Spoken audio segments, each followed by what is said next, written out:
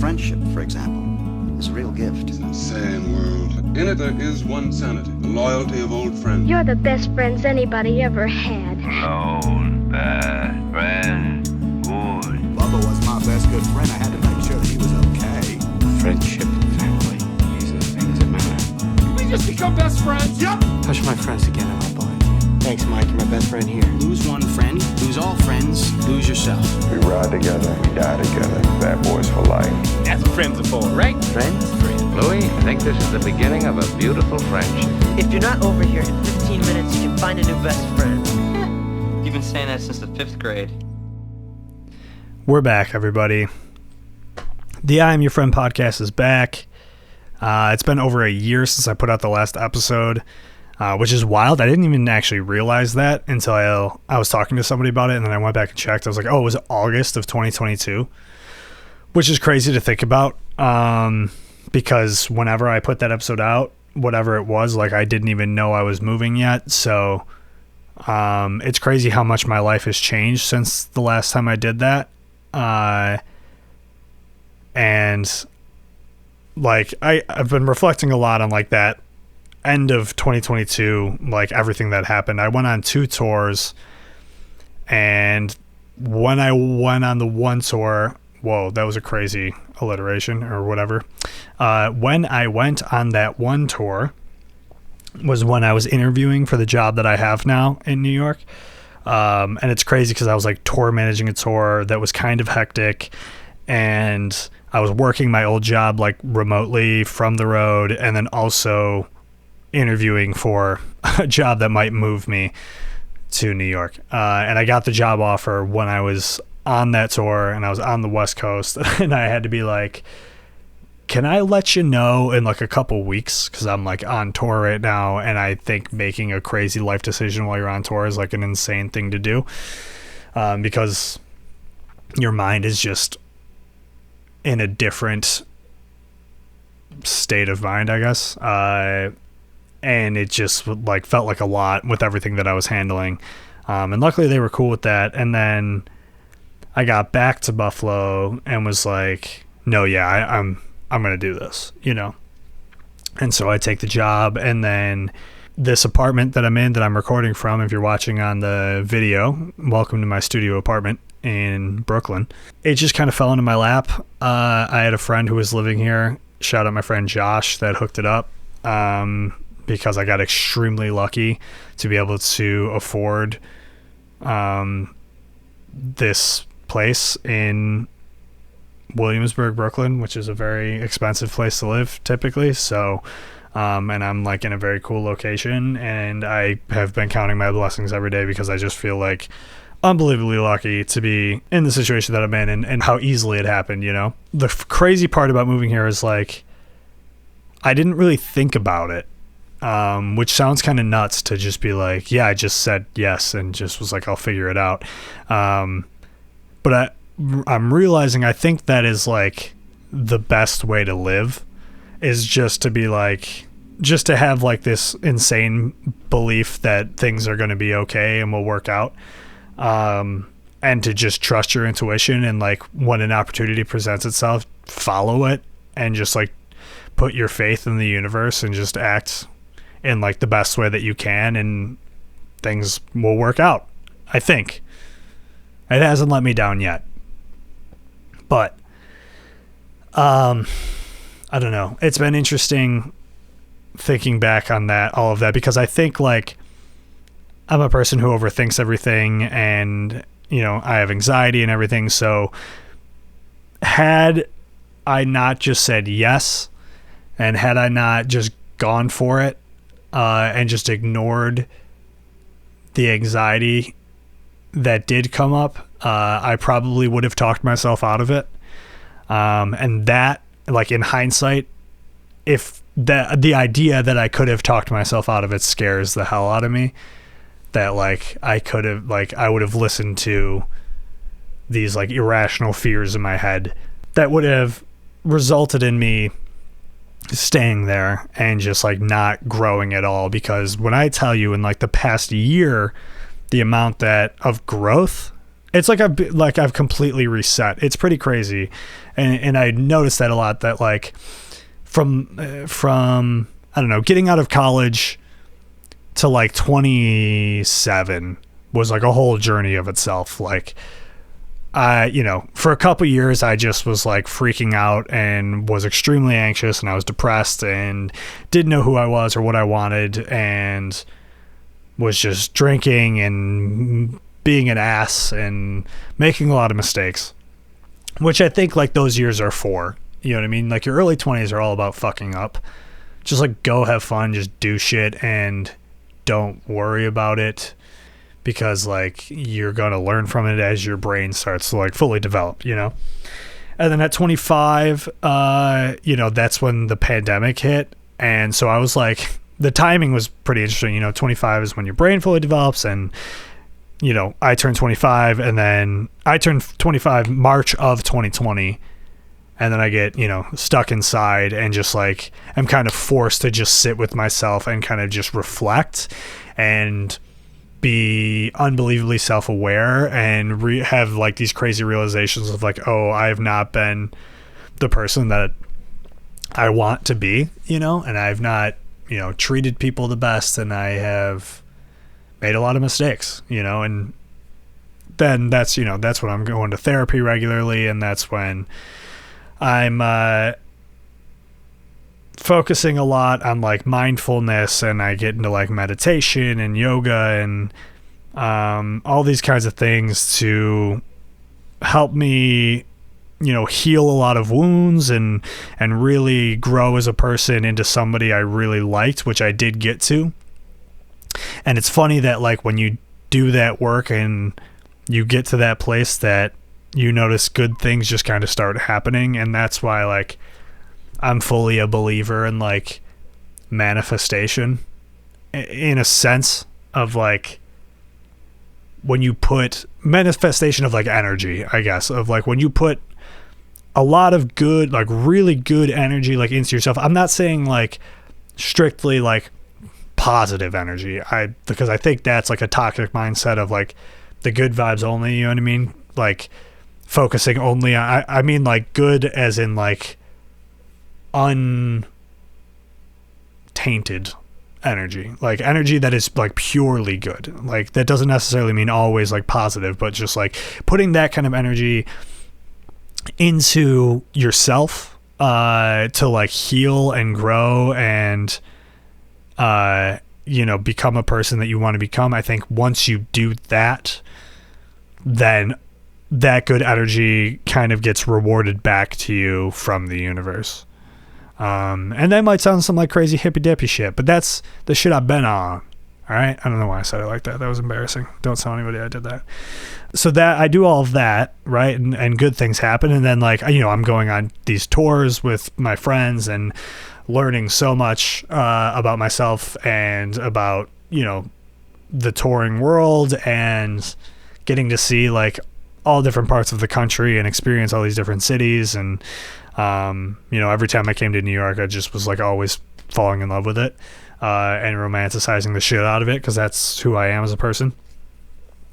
And just a series of things just kind of happened by chance that just worked out to getting me here, that, it felt like it was supposed to be happening, and it just felt like the universe was just gifting me this opportunity that was like, all right, here's your next chapter. I always think about life as like a video game, that it's like we're constantly leveling up, and then because we are leveling up with like new tools in our brains of like how to handle shit, then it's like, okay, yes, you leveled up to this part. Now the universe is going to toss you a new set of challenges that you're going to have to figure out with these new tools that you just got from doing it the last time, which is fun, I think, and I like that. And moving here, it kind of felt like it didn't feel like a new chapter in the video game I had been playing. It feels like an entire, like a sequel to the game. It's like, okay, now this time you're in New York and you kind of have to start from the beginning again. Even though we already beat that last game, getting here was a lot. very humbling, very overwhelming. I totally thought I was going to like move here and just like hit the ground running and just be like, oh, I'm going to be doing stand up every night and I'm going to be writing songs and I'm going to be podcasting and all my dreams are going to come true, you know? I don't know if I fully believed that, but I thought I was going to get here and just be like inspired immediately and go. And it was not the case at all.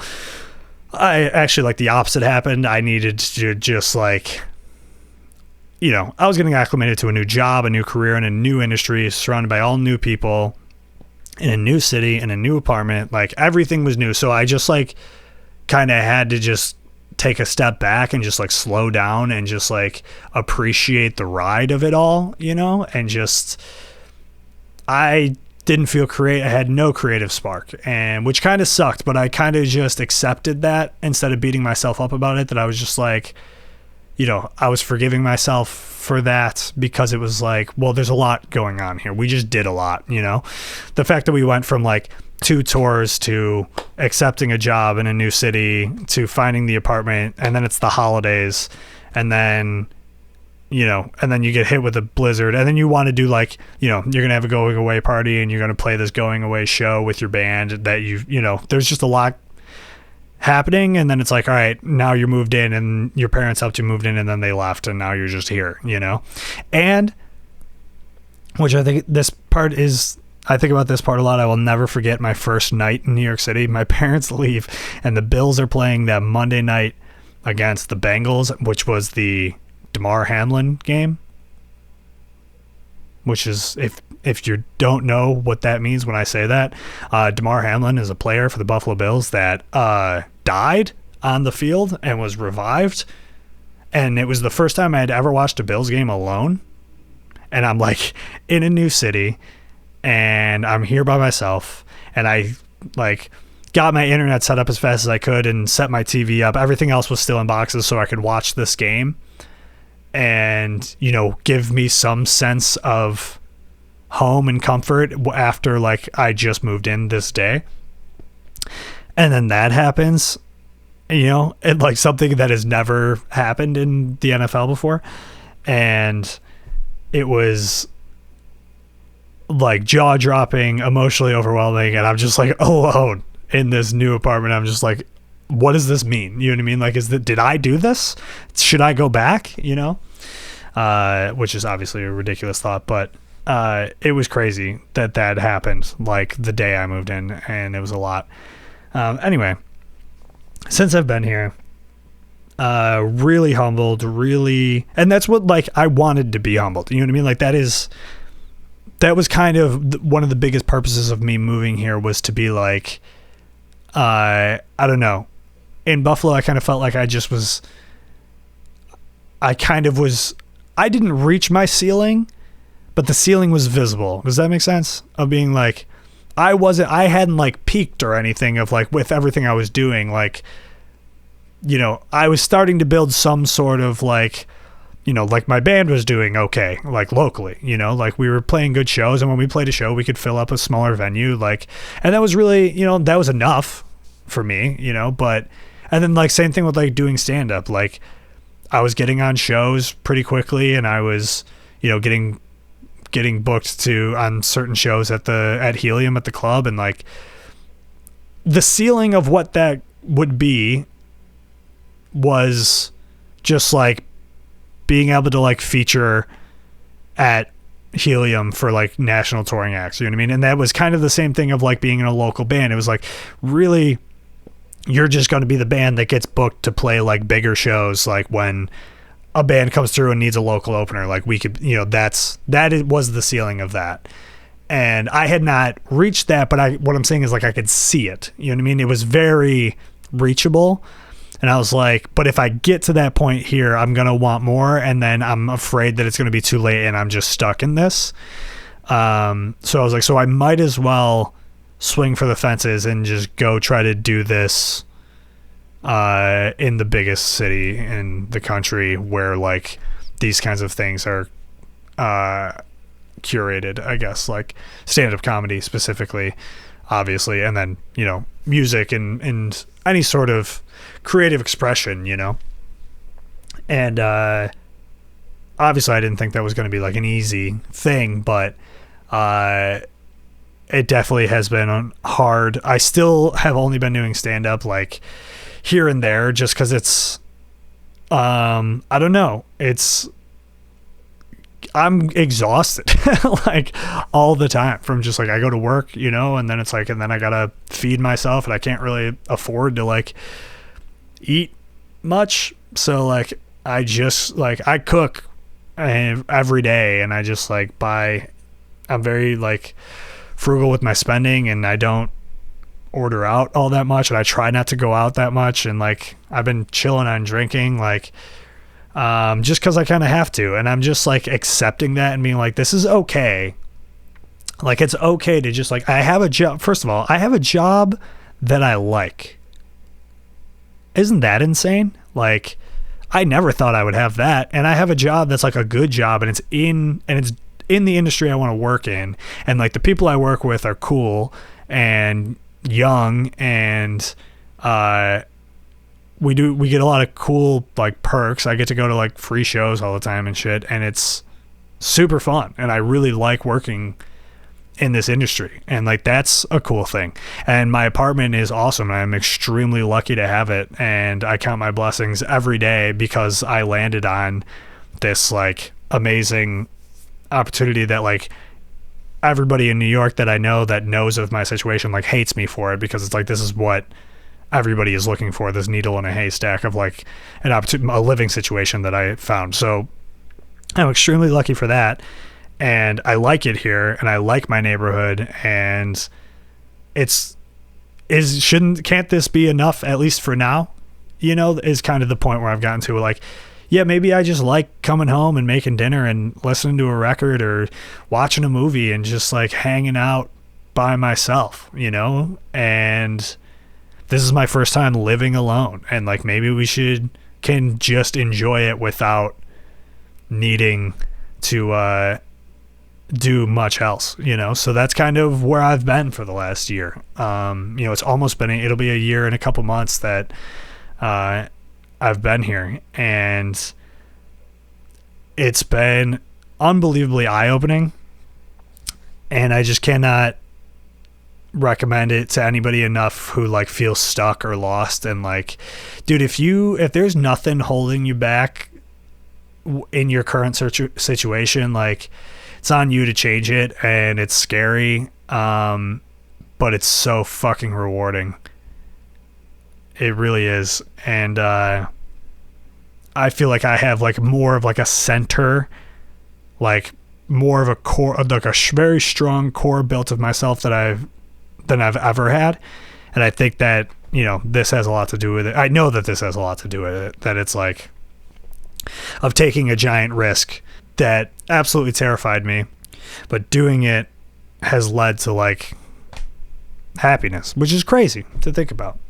So this is what's been on my mind lately, you know, and there's definitely, and it's not to say like, you know, I got here and it was just like, oh, awesome, everything's good. You know, it definitely took a lot of adjusting. I definitely had some like dark days, or dark times that I went through of being like, I don't even know if this is what I want. Like, I don't know what I want. I don't know who I am. And it was just kind of like having to like visit those questions was really hard.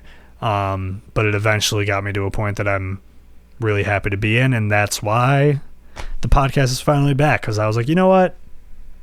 I'm ready to, I feel a bit of a creative spark again. I feel like I do want to outwardly express myself again. And I've been like wanting to do it for a couple months now, but here we are. We finally are back. I'm going to start having guests on again. I feel like a lot of it might be solo episodes for now, just because it's like, you know, I'm very busy, and it's kind of hard to coordinate schedules. But I want to start like, you know, bringing the questions back on Instagram, of like letting people submit questions and answer those, like doing that kind of stuff. The few times that I've done that, I feel like were some of my better episodes, and definitely had people reach out that say they preferred those episodes to ones with guests. So, but I have guests coming on. I have some lined up that I'm really excited about and hope that they actually get to happen. And I'm looking forward to where this goes, man. You know what else I've been reflecting on? I feel like, I don't know, do you guys feel this way, that like we all kind of collectively lost our minds during the pandemic? And I, for one, know that like I was definitely very emotional through that entire time. I was very angry at a lot of things, and did not know how to express that properly, and was kind of just like losing it over a lot of different things and losing myself into things that I shouldn't have even been making my business. The two main things I've been thinking about a lot are like the Black Lives Matter movement, and how I like fully let that time completely like consume me to where I like lost myself in it. I was like so overwhelmed by everything that was going on. And this is, even saying this, like I want to like preface it with like I fully understand like my privilege in all of this, of being like to be like, oh, it was hard on me, you know, to be like, oh, was it hard on you, really, fucking white guy in the suburbs living with your parents? No, that's not what I'm trying to say. I'm just saying, like, as far as like the conversations that were being had on social media, and like what, you know, what we were posting, or what we were supposed to post, or, you know, trying to like navigate that time as a white person.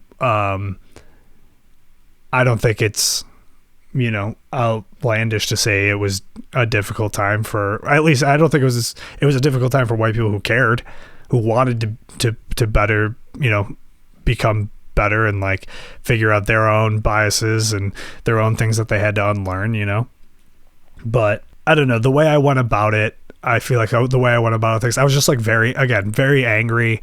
I was just like, I felt like I was arguing with everybody, and I realized like what a lot of it was like virtue signally, and a lot of it was making it about me, and I just don't think it wasn't good for me, and it, you know, wasn't doing anything for, you know, the betterment of the movement or anything, you know. And I just think back to that time and I'm like, okay, I think there's definitely better ways to go about these kinds of things. I kind of have been following the idea of like, I actually don't think using social media is necessarily the best thing to be doing during those times. I think there are better avenues that are more productive. And I think a lot of that is like having real conversations with like your community, having conversations like with people around you, whether it's like your family, whoever you live with, who you work with, your neighbors, like whatever your community is, like having the actual in-person conversations there about like what you understand and what you're feeling, and like, you know, how you can be better in the grand scheme of things, like in how you live your day-to-day life, rather than like how you present yourself online. And I also think there's really I don't know, I really don't post a lot about like social issues anymore because I just don't think it's very productive. And I think, I don't know, maybe people disagree because maybe people feel that it's like, you know, it's important to spread awareness and stuff, but I think it's better to do that in like the real world. I think it's way more productive to, again, just be having meaningful conversations about like what your experience is, and how you can improve with like your real day-to-day life, rather than just like what you present to people online. And I also think mainly like fast forward it currently with like what's going on with like Israel and Palestine, and I don't want to like spend too much time on this topic because I'm still like trying to wrap my head around how it works, or not how it works, but like what's going on. And I've been reading a lot and learning a lot, and I don't want to be, you know, I'm not the one to be presenting any information, but what I have been doing is having conversations with the people around me in my life and like, you know, trying to make sense of it. And I think it is a very good example that Americans need to look to as like an issue that is very complicated and isn't just black or white and isn't, it's not as easy as just like posting a graphic on your Instagram story. You know what I mean? There's a lot more going on that I think just posting on social media is not going to be able to cover, and I think this is something that requires a lot of context and nuance in a conversation that is like not really achievable in the online space.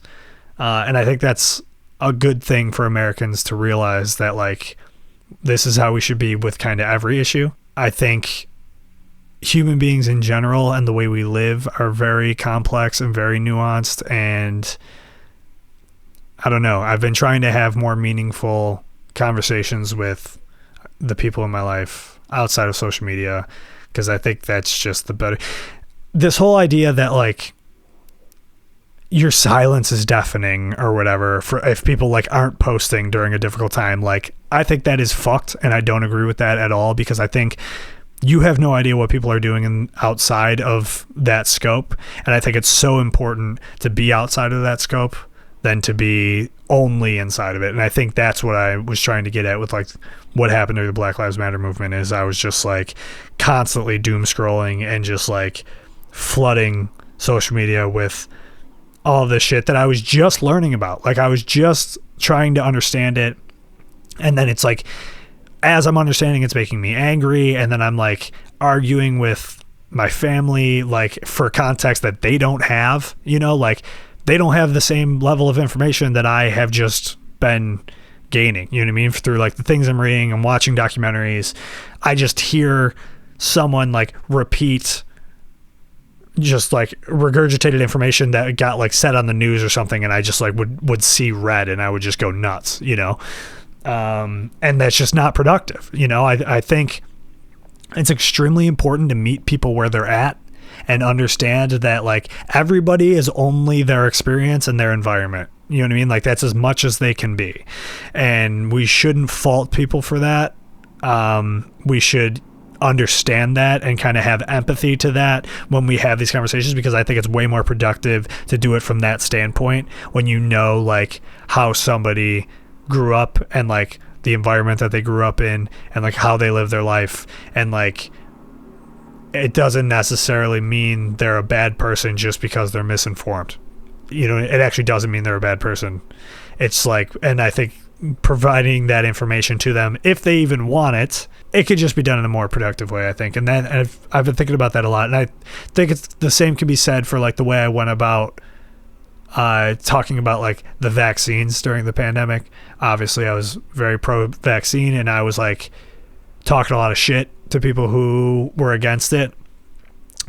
And I don't necessarily think like I haven't like changed my mind on that at all, but I just think I'm like, it's just not productive to be like that, because like that's not going to change anybody's mind. And like, again, I wasn't looking at where people were coming from and why they might, where they're getting their information from. And you shouldn't treat people like they're idiots no matter what, and I do definitely like kind of feel bad about the way I went about that with people in my life who I like love and care about, and I just like wrote them off because they were questioning the vaccine, which again, I think in now, like as time has passed, I look back to it and I'm like, I think it was very understandable for people to be skeptical about it, because I think they come from a place that's like, the place they were coming from is like being anti like big pharma, which is something I agree with, you know what I mean? And obviously these big pharmaceutical companies are who were pushing out the vaccine, and if you're skeptical of that industry for that reason, and obviously living through like the opioid crisis that we have been living through, like that is kind of the fault of these same people, it's very understandable to be like, this is not something I trust or want to do. So I totally get that. And that's definitely not a perspective I was trying to look at. I just thought like, for me, I was always looking at it from an angle of like, All right, 99%, almost all like medical doctors and, I don't know what the kind of doctors are called that study diseases. I can't think of it right now, but those doctors, all of them were saying that this vaccine was safe and effective, and this was our best way out of this. And so like that was the angle I was coming from. And I was like, that's enough for me, but maybe that's not enough for other people. And that's, not for me to shame people for, I think. So yeah, I don't know. And I kind of have taken a back seat and just kind of have been observing conversations online, and just like I read a lot online. I still spend a lot of time on social media, just like consuming, and just kind of try to take everything in, rather than just like see something and be like, oh, I agree with this, and I'm going to shove this down everybody's throat, And I've been way happier for it, I think. And, I found myself definitely having more empathy for like pretty much everybody, no matter what side of the aisle you stand on. Because again, it's just like, I think people take context and nuance out of everything. And I don't know, when you are looking at things just through like one lens all the time, as like, pretty much all of us do. Another thing that like makes me mad is people who act like they don't. Because like we all do. We all have like our comfort spaces and our safe zones, no matter what side of like the aisle of any topic goes. We all have the lens we prefer to look at it through. But I think like the awareness of that is extremely important. And I've spent a lot of time in the past year kind of trying to consume things from sources I disagree with, or like typically like make me angry. Because I think it's important to just understand when you're like having conversations in real life with the people who are in part of your community, who, might disagree with you on a thing. I think it's important to understand like what they're consuming, like their feed looks different than your feed. And if you were in their shoes, you might end up thinking the same thing, and I think that's the biggest part. I was so close to being like this like libertarian like incel. For real. Like there is definitely a timeline that exists that like I became one of those, because when I was like 17, 18 and like was still had like this angsty teenager vibe going on, but was like starting to consume a lot of political media, there was definitely part of me that was more like on the right-leaning side of things. But I think like going to the college that I went to and surrounding myself with people that like came from different places than me and looked different than me and different socioeconomic backgrounds in general, like really are what shifted things that pulled me to the left. But I don't want to shame anybody that like, because the people who did turn out to be that way, maybe were in the same position that I was at that point, and I just went somewhere else to get a different experience, and they just stayed in that same lane. I think it's hard to fault people for that. I think like this conversation kind of comes full circle with like moving to a new place. Like if you stay in one place your whole life, and this is the whole thing, is like the town I come from, like West Seneca, like that is, I feel like, what a lot of people do there. Like a lot of the people I went to high school with like graduated and just stayed and just got jobs and started building their life right there. And that's fine. You know what I mean? But I think what I had to do was realize like there was part of me that looked at that and just rejected that, and was like, like looked down at it, and it's like, well, they're just different people, that want different things. This is fine for them, and I shouldn't shame people for that or like look down on them for that just because I wanted something different, And I think it goes into the same like political conversation of like they stayed there, so like they stopped growing certain parts of their perspective because like they chose one. And if we're going to start having these conversations where like they say something that is the result of staying in your hometown and not getting out, and like of course they have this view that it's like, well, meeting that with just like anger and shock is not going to do anything, you know, like you gotta, and that's what I mean, like I think it's super important to just meet people where they're at and try to like come to like an agreement of like what you understand and kind of build from there with compassion and empathy, you know. And that's what we're all doing here, you know.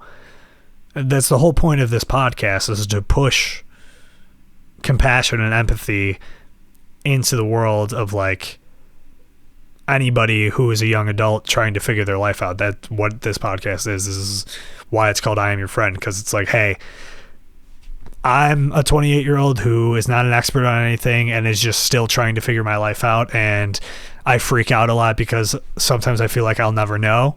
No matter how good things get, I still have this like fear that I'm not gonna achieve what I want to, or like I'm not being the best version of myself I could be, whatever. And there's always room to grow, and there's always time for reflection.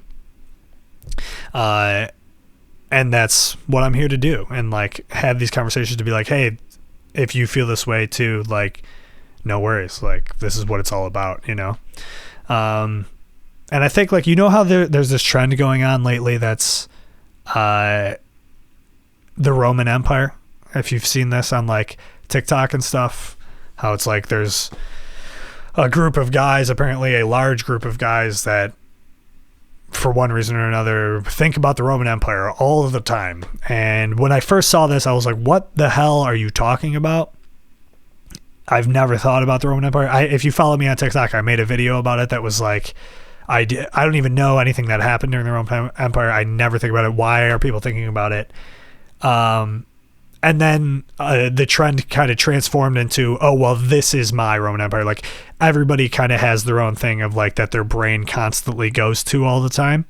And it's not necessarily like a historical era, you know? And what I realized mine is really like, I am just so focused in the present of like my Roman Empire, quote unquote, is like current events or current affairs and just like the human experience. Like that is what I'm constantly thinking about. How I got to realizing this was like a lot of times when I hang out with my girlfriend, I'll clearly be zoning out and just like staring off into space, and she hits me with, what are you thinking about? And then I have to like be conscious of what I'm thinking about in that moment. And I'm like, oh, I'm thinking about socioeconomics and like how it's really sad that some people have to live a certain way just because of like how they're born, and I think that's really unfair. And like that's my Roman Empire for real.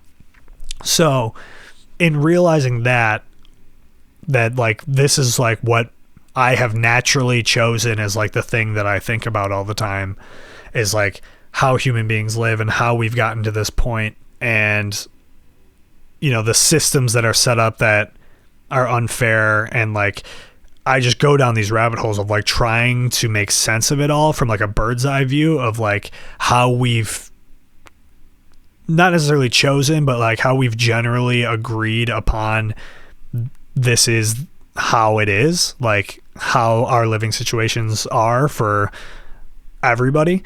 Because of that, I realize I'm like, oh, okay, not everybody thinks about this all the time. You know, this is something that I think is unique to me, and I have to be aware of that when I have these conversations, because I think a lot of times I come into a conversation with people thinking that they think about this as much as I do. And because of that, I think it can be like the conversation off the bat gets off on the wrong foot, because I come in it at a point of I have so much information that I'm taking in about it, and I'm so passionate about it that it's like it can be overwhelming for people.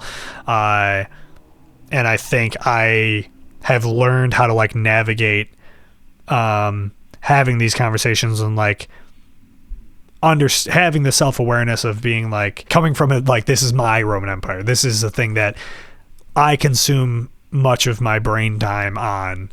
It's beneficial to have that viewpoint and know that about yourself, and know that, hey, people don't think about this all the time. This is a thing that, like, I had a hard time figuring out when I lived in Buffalo. It was like, of just like living with my parents, and like I would just go on these rants all the time, and people would just look at me like, what are you talking about? And like, why are you talking about this right now? And I like didn't even realize, because I just came over from the standpoint that like I was looking at like, oh, we're all the same because we all come from the same place, you know? So like, you guys have to be thinking about this, and you guys have to view this the way I'm viewing this, right? And like, you know, I couldn't understand why people didn't, and I don't know why I do. You know what I mean? I don't know. Well, actually, this will be an interesting shift in the topic here. I've been thinking about a lot recently about why I do think about this kind of stuff. And a lot of it goes back, I think, to like being raised Catholic, like being raised to believe that like we should all be like Christ, even though like I don't, like, I kind of, my views of like religion and spirituality have been shifting my entire life. And I was at, you know, when I was in high school, I just was like completely like in my teenage angst rebelling era, where I was just like full on atheist, like shit talking religion, like completely against it, and rejecting it entirely. And then, I don't know, post college, as I got into like, you know, at the same time that I was like growing myself and going to therapy and like learning a lot in my early 20s and stuff like that. And then honestly, also like when I started to dabble in like psychedelic mushrooms and kind of like thought about how human beings are like dictated by religion and like how religion works, like it's so interesting that, I don't know, I at a young age took in like quote unquote Christ's message and like of like how we should live, and that made me very passionate and empathetic towards like, I don't know, the little guy, I guess, of like, you're tired, you're sick, you're poor, you're hungry. Like that message like is always how I tried to live my life.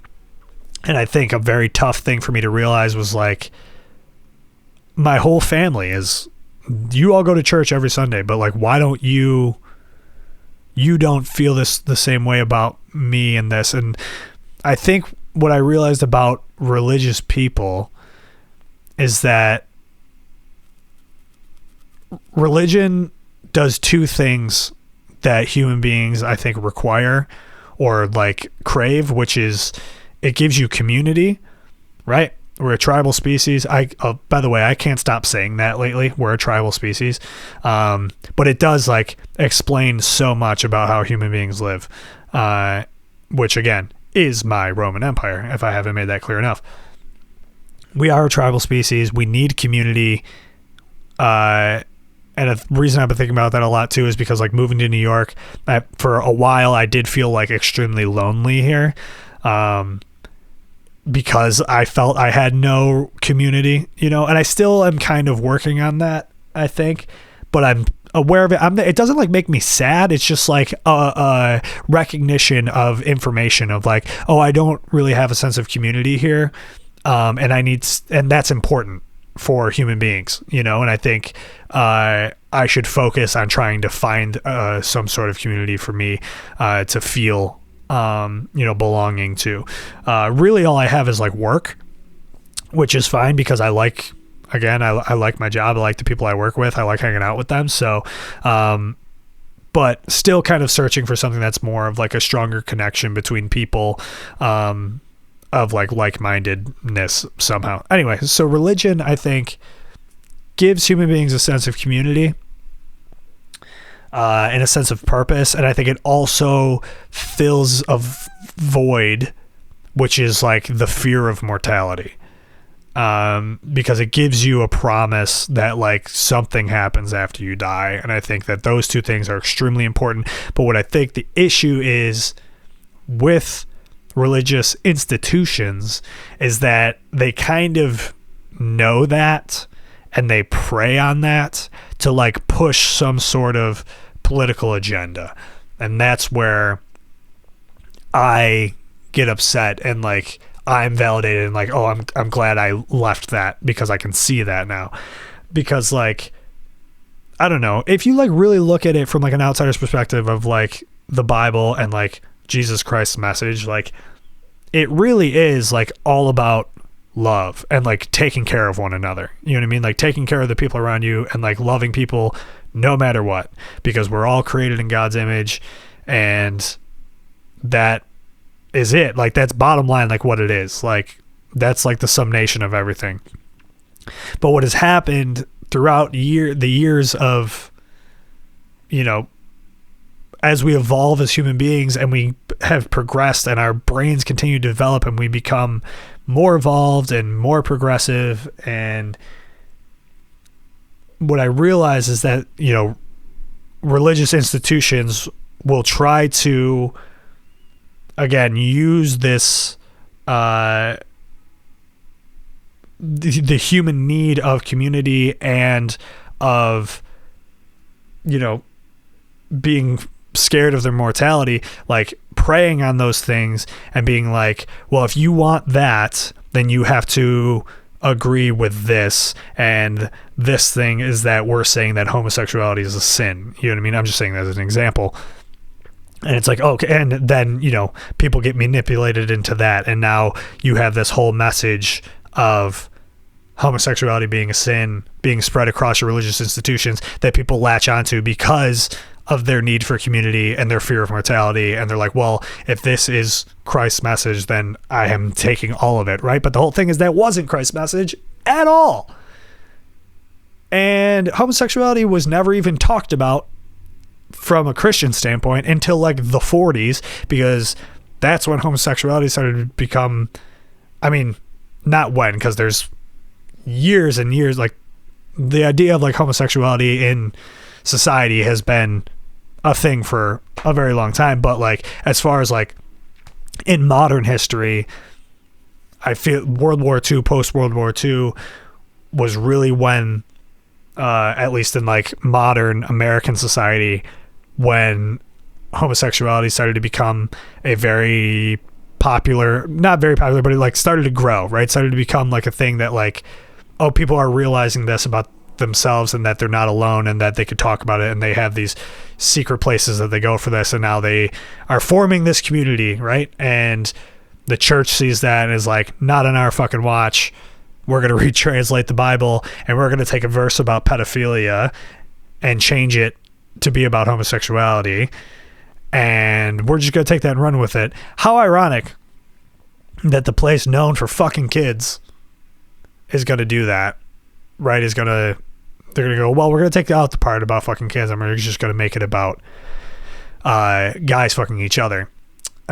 Which I just think goes against what the like whole idea of like following Christ and like trying to be like Christ is about. Like, it's not about rejecting or excluding anybody from anything. It's about accepting those people, and not dictating how people should live, man. I don't know.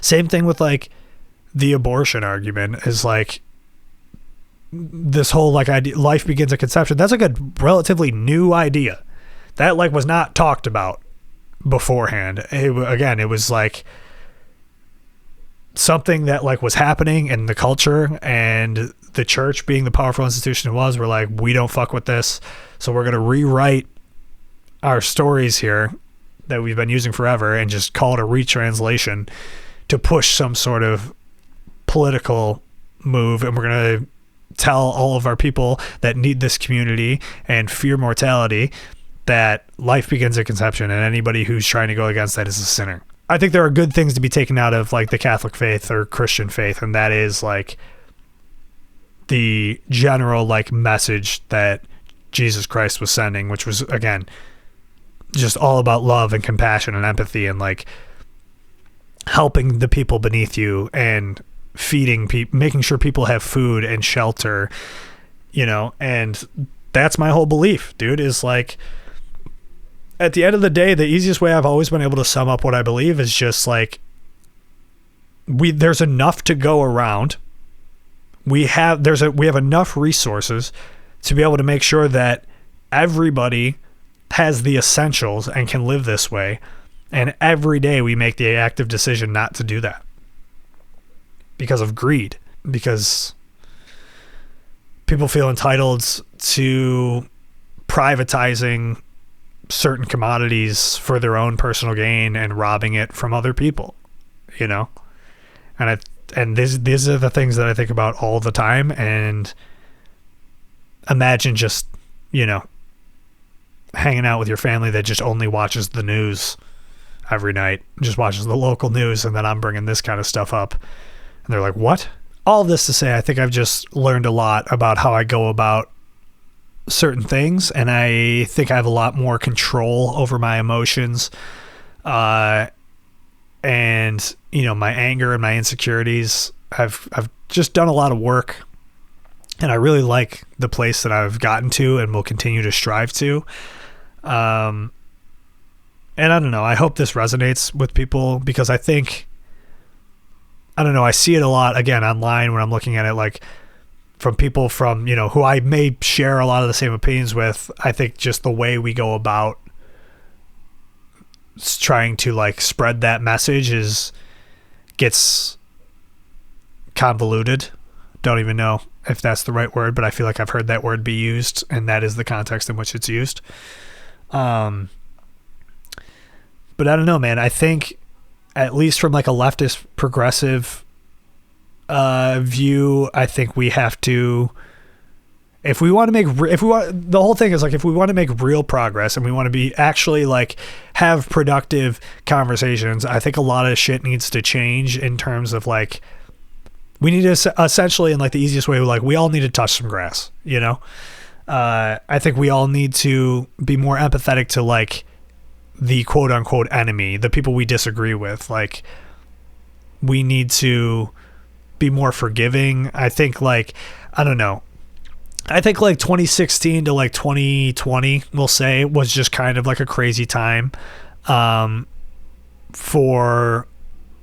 I don't know, for our culture in terms of like morality, in terms of the progressive movement of like, there were a lot of important conversations happening, but I think the pendulum swung so far in one direction that it kind of like things got messy.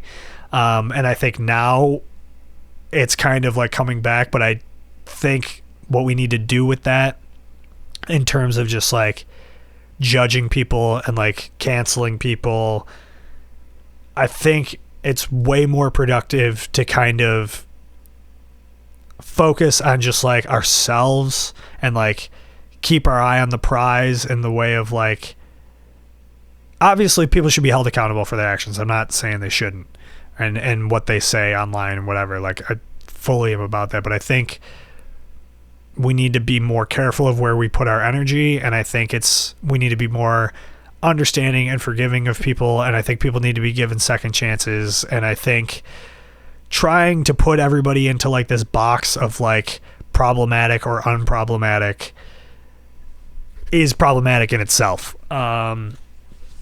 because I think it leaves no room for growth for people, and I think when you do that to people who, if you see one person as problematic, right, and because they said this or whatever, like, and we give them no redemption opportunity, then that just kind of pushes that person out to, I think, be susceptible to more dangerous ideas. And I think, I don't know, I just don't think that's the right way we should be going about things. And I think a lot of people are definitely getting to that conclusion. Again, just more time offline, more time with around people. Again, know who your community is, and have conversations within your community and do the best you can. And I think that's how we build a better society, I guess, because that's the whole point, right? Been thinking a lot about that, just like, what's the purpose of all this, I mean, biologically, the purpose is just to exist and reproduce, right? Which obviously I think we've evolved to a point where it's like, well, maybe we don't have to do that. Maybe it's just to exist. Isn't it funny how, like, now this might get a little out there, but just the idea of, like, consciousness, and it's like, and the only thing we all have in common, every single human being on earth, every single living thing on earth, the only thing we all have in common is that we know that being alive feels good, right? Now, obviously, I am a person who has suffered from depression, so sometimes being alive doesn't feel good, and sometimes the idea of not feeling alive seems like it'd be a better idea. But I'm just saying, generally, the one thing we all have in common is, like, one day we are conscious and we're like, okay, and all we want is just, like, let's just stay conscious, right? That's the whole purpose, is, like, just being. Like, the whole thing that everybody has in common is that we just want to be. Like, at the end of the day, that is, like, the only fundamental thing. And how do we continue to be? We have to eat, we have to sleep, we got to drink water, we got to do some exercise every once in a while, probably. And this is the stuff that I think about that just, like, is constantly using up my brain, is, like, how do we make this better for everybody, right?